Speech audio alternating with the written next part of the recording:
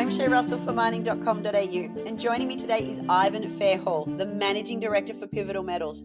Ivan, how are you today? I'm great, Shay. Thanks for having me on. Thrilled to have you on, especially when there is a new mineralised zone adjacent to Horden Lake. What is this spectacular, surprising news you have put out today?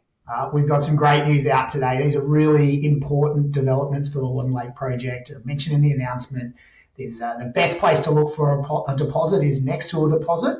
And given how substantial Horden Lake already is, we've been turning our attention to regional opportunities and those that are proximal to the Horden Lake main project. And in summary, today we've outlined two areas where there's clear potential to make new discoveries and expand the resource base. Now, all of this work has been underpinned by an aerial magnetic survey that we completed over the project. And on that survey, you can really clearly see that the Horden Lake main project sits perfectly aligned with a magnetic trend that runs northeast and southwest, and that's because the mineralisation is magnetic. And so the survey is picking up that upper part of the deposit. Now, when we've completed the survey of the entire project area, we can see clearly that there's a parallel magnetic corridor that matches closely the Horden Lake main trend. We're calling it West Horden. It's got the same magnetic signature. It's got the same orientation. It's only 400 metres to the west, and excitingly, it's 1.8 kilometres long. And this structure's never seen a drill hole. So what we did in the latest drill program is we drilled a hole into it, hole number 113. We drilled it into the magnetic trend just to test if it was mineralised. And excitingly, what we found out is that it was. Now, we've hit relatively modest mineralisation so far, but 4 zones, so multiple zones down the hole. And most importantly is that magnetic signature of the mineralisation, it matches that of the Horden Lake trend. And so we know that the corridor is mineralised. We don't think we've quite hit the right part of the structure.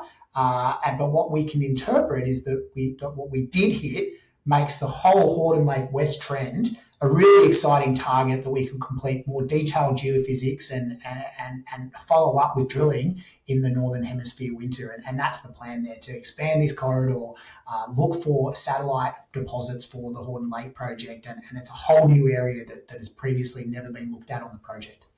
Now, you mentioned actually there's 2 areas in today's announcement. Tell me, what is it about this second area that made you pursue it?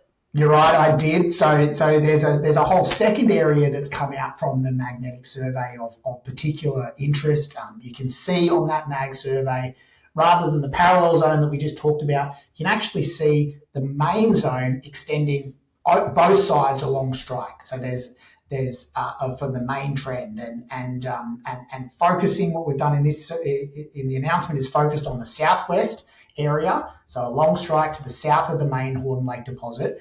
And in that southwest area, you can see that the magnetic trend extends, that goes through a low point.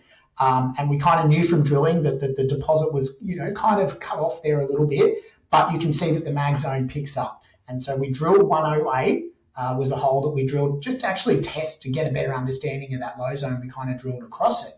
Now, toward the bottom of that hole, we hit 3.2 metres at 1.06% copper equivalent. So we're back in the mineralised zone. But as we've done with most of our step-out holes, we did that downhole EM survey. So that's a geophysical survey that allows you to look down and around.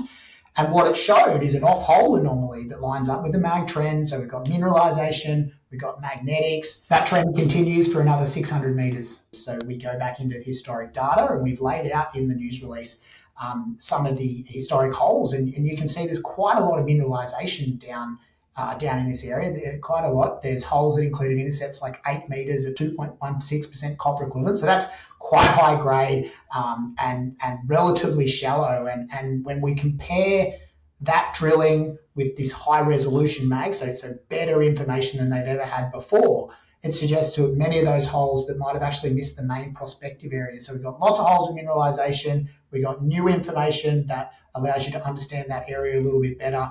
And so we've got now a prime target for, again, follow-up geophysics and drill testing with the objective to find more areas outside of that main zone to feed in and bulk up the main project. This is probably a very unfair question of me to ask next, but I'm going to do it anyway.